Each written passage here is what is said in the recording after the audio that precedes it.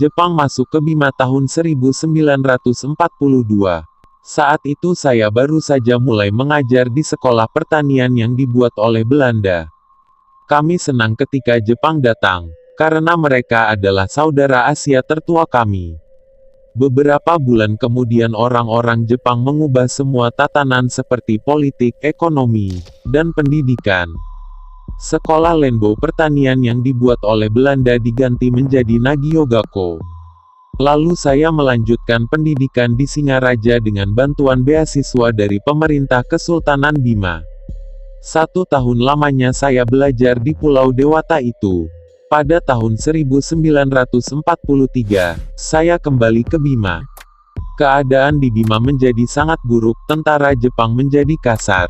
Masyarakat dipaksa untuk membuat jalan, instalasi militer, lubang untuk bersembunyi, dan membuat bandara di Palibelo, yang sekarang menjadi Bandara Sultan Muhammad Salahuddin. Perumahan di sekitar bandara dicat warna hitam agar tidak bisa dilihat musuh, yang setiap saat terbang di atas langit Bima. Banyak korban yang meninggal di sepanjang pantai Lewamori dan bandara Palibelo akibat kerja paksa. Itulah alasan mengapa pantai itu disebut Lewamori. Karena di pantai itu masyarakat Bima berjuang antara hidup dan mati, membangun ambisi Jepang untuk memenangkan peperangan di Asia Timur Raya. Kebun rakyat dijadikan tempat penampungan para wanita dari Jawa dan Sumatera. Untuk menjadi Jugun Ianfu, di sepanjang Jalan Soekarno-Hatta, Jembatan Penatoy, hingga Sadia adalah tempat penampungan para wanita ini. Sebagian lagi di Rabangodu dan Kampung Melayu. Setiap hari tentara Jepang bergantian datang ke tempat itu. Saya sering melewati tempat itu dan kami dilarang menoleh ke tempat itu. Kami hanya berjalan lurus karena takut dihukum tentara Jepang. Kadangkala kami berpapasan dengan para wanita itu ketika mereka ada keperluan di luar. Mereka terlihat masih sangat muda, dan mereka sangat cantik. Dari senyuman mereka terlihat bahwa mereka ingin berkata, "Selamatkanlah kami, kembalikanlah kami ke tempat asal kami." Pada suatu sore, pada saat saya akan pergi ke Nagiyogako, saya memberanikan diri bertanya kepada seorang perempuan dari tempat itu. Dia berasal dari Pulau Jawa. Dia berkata, Jepang membawa mereka untuk bekerja sebagai perawat dan bekerja di kantor-kantor perwakilan Jepang. Mereka tidak menyangka jika akhirnya mereka menjadi Jugun Ianfu.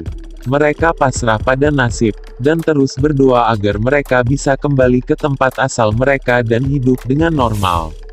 Bagaimanakah dengan para wanita Bima? Apakah ada wanita Bima yang dijadikan Jugun Ianfu? Tidak ada wanita Bima yang menjadi Jugun Ianfu. Hanya ada beberapa wanita Bima yang sering dibawa ke tempat itu untuk bekerja sebagai asisten rumah tangga seperti memasak dan lain-lain. Seorang wanita bernama Aminah asal Sape. Dia sering dibawa tentara Jepang ke tempat itu. Tapi jika sore hari Aminah pulang ke rumahnya, tahun 1944 Bima dibom oleh tentara sekutu, pelataran istana pun dibom. Masjid Kesultanan Bima hancur, hanya tersisa mihrabnya saja. Untuk menjaga keselamatan Sultan Muhammad Salahuddin dan keluarganya, tentara Jepang membawa mereka ke desa Dodu. Karena desa itu terlindung oleh gunung-gunung dan serangan udara. Dalam keadaan seperti itu, Jepang meminta hal yang bertolak belakang. Jepang meminta para gadis Bima untuk dikirim sebagai pelayan di bar, perawat, dan bekerja di kantor perwakilan Jepang di Jawa dan Sumatera. Permintaan itu disampaikan langsung kepada Sultan Muhammad Salahuddin. Semua pemimpin desa di Bima menolak keras permintaan Jepang. Kepala Kampung Empanggawawi menyerahkan keris terhunus kepada pemerintah militer Jepang sebagai bentuk perlawanan atas permintaan itu. Rakyat Bima mengingatkan pemerintah Jepang agar jangan berbuat hal-hal yang menyinggung perasaan rakyat Bima, karena rakyat Bima sangat fanatik dengan ajaran Islam. Demi menjaga kehormatan para gadis Bima, rakyat Bima rela bertaruh nyawa. Tapi sumber lain mengatakan sudah ada beberapa gadis Bima yang diambil secara diam-diam, tapi orang tua si gadis takut untuk melapor. Sultan Muhammad Salahuddin mengeluarkan ultimatum kepada semua orang tua agar segera menikahkan semua anak gadisnya, agar mereka tidak diambil oleh Jepang. Pernikahan lebih baik dengan kerabat dekat agar proses menjadi cepat. Bahkan pemuda yang sedang berjalan di jalan raya pun diajak untuk menikah dengan puterinya. Almarhum M. Nur Hussein, salah seorang pelaku sejarah menuturkan, beberapa temannya diajak untuk makan malam di Kampung Penaraga.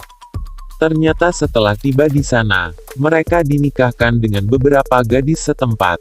Keesokan harinya mereka kembali ke asrama dan menangis karena sudah dinikahkan. Dalam satu keluarga terdapat 2-5 pengantin yang menikah. Setiap hari ratusan pengantin menikah. Penghulu kelelahan karena turun dan naik rumah tradisional Bima. Pernikahan sangat sederhana hanya dengan minuman kopi dan cemilan. Itulah sejarah yang mungkin tidak pernah terjadi di negeri manapun. Orang tua si gadis mencari pemuda untuk dinikahkan dengan anak gadis mereka. Kejadian ini disebut masyarakat Bima nikah baronta. Para gadis yang belum sempat menikah mereka bersembunyi di loteng rumah. Ada juga yang bersembunyi di kolong rumah. Ada juga yang berdandan seperti wanita tua, agar Jepang tidak tertarik membawa mereka. Sikap tegas pemerintah Kesultanan Bima bersama rakyat memaksa Jepang mengurungkan niatnya. Tapi bar dan warung kopi tetap dilaksanakan dengan mendatangkan gadis-gadis dari luar Bima. Setelah Jepang kalah perang dan Soekarno-Hatta memproklamirkan kemerdekaan Indonesia, para wanita itu dibawa Jepang pulang ke tempat asal mereka dengan kapal laut. Tapi beberapa bulan kemudian terdengar kabar bahwa mereka ditenggelamkan di tengah lautan. Tidak ada satupun dari mereka yang kembali ke tempat asal mereka. Itu berdasarkan penuturan almarhum Haji Abu Bakar Ismail, Ketua Legium Veteran Bima.